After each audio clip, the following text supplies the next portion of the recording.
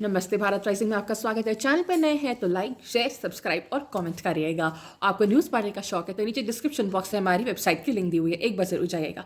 25 दिसंबर उसको सब लोग क्रिसमस की तरह मनाते हैं और क्रिश्चियन यानी ईसाई धर्म में इसकी बहुत महत्वता है। ऑल्दो अगर हम इस चीज़ को देखें तो ईसाई धर्म का भारत देश से तो कोई एज सच लेना देना है नहीं, ये बाहर के देशों से आया हुआ एक धर्म है। लेकिन यहाँ के लोगों ने इसको अपना भी लिया है और सनातन धर्म को छोड़ कर के ईसाई धर्म में उन्होंने परिवर्तन कर लिया है। वो अपनी उनकी एक अलग इच्छा है।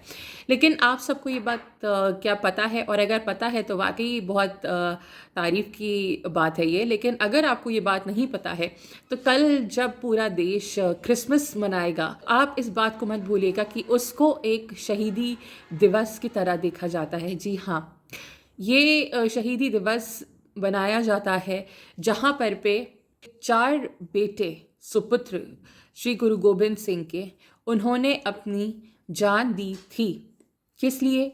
हिंदुओं को बचाने के लिए। जी हाँ, जहाँ पर पे 2 उनके बेटे साहिबजादे अजीत सिंह और जुज्जर सिंह जो थे, वो लोग बैटल ऑफ चंपावर में उन्होंने अपनी जान गंवाई थी। और दूसरी ही तरफ साहिबजादे जोरावर सिंह एंड फतेह सिंह जो थे, उनको जिंदा दीवारों में चुनवा दिया गया था। आप ये समझिए कि इतनी छोटी उम्र में इन बच्चों के अंदर इतनी क्षमता थी कि उन्होंने ये बात कही कि हम इन लोगों के सामने नहीं झुकेंगे, हमें अपनी जान देना मंजूर है, लेकिन हम इन जो उस टाइम पे मुग़ल सल्तनत के लोग थे उनके सामने उन्होंने झुकने से मना कर दिया था। जी हाँ, वही औरंगज़ेब जो कि हिंदुओं का दुश्मन था, जिसे काफिरों से दुश्मनी थी, उसके सामने इन बच्चों ने दर्दनाक मौत झेल ली, लेकिन ये मना कर दिया कि हम नहीं झुकेंगे। तो कल वास्तविकता में अगर देखा जाए तो ये कल कोई बहुत ज़्यादा खुशी मनाने का या सेलिब्रेट करने का दिन नहीं है, बल्कि हिंदुओं को, खास करके हिंदुओं को जिनको इन लोगों ने अपनी जान देकर के बचाया, उनके लिए नमन और प्रार्थना करने का दिन है।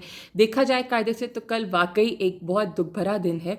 लेकिन ठीक है, सब लोग क्रिसमस एंजॉय करेंगे तो आप करिए, लेकिन आप ये मत भूलिए कि आज अगर आप लोग इस स्थिति में हैं कि आप इस त्यौहार को, इन सारे त्योहारों को मना सकते हैं, इंजॉय कर सकते हैं, तो आप इसीलिए कर सकते हैं क्योंकि इन लोगों ने अपनी जान दी, शहीदी इन बच्चों ने इतनी छोटी छोटी उम्र पे ली। हम लोग को छोटी सी भी चोट लग जाती है तो हम पूरे घर के लोगों को आसपास इकट्ठा कर लेते हैं। आप ये बात सोचिए कि ये इतने छोटे छोटे बच्चे जिनका खेलने कूदने का टाइम था, वो उन्होंने उस चीज़ की महत्वता समझी। किस तरीके से जो औरंगज़ेब के कोर्ट में काम करते थे वज़ीर खान, उन्होंने इन लोगों को बोला कि आप इस्लाम धर्म को अपनाइए। किस तरीके से इनको प्रताड़नाएं दी, इनको आप समझ सकते हैं कि इस बार हम लोगों को इतनी ठंड लगती होगी तो आज से इतने 100 साल पहले कितनी ठंड होती होगी। उस ठंड में भी इन लोगों को बिठा करके पानी में, इन लोगों को पहाड़ों के ऊपर बिठाया गया, तब भी इन लोगों ने अपनी बात को नहीं छोड़ा। इसके लिए हमें इनके लिए हमेशा हमेशा इनका सर झुका करके सिर्फ और सिर्फ धन्यवाद करना चाहिए। हम और कुछ तो नहीं कर सकते, लेकिन इनकी शहीदी दिवस के ऊपर हम इन सबको हाथ जोड़ के नमन कर सकते हैं और भगवान से प्रार्थना कर सकते हैं कि ये लोग जहाँ भी हों, इनकी आत्माएं सुख और शांति में हों। बहुत बहुत धन्यवाद।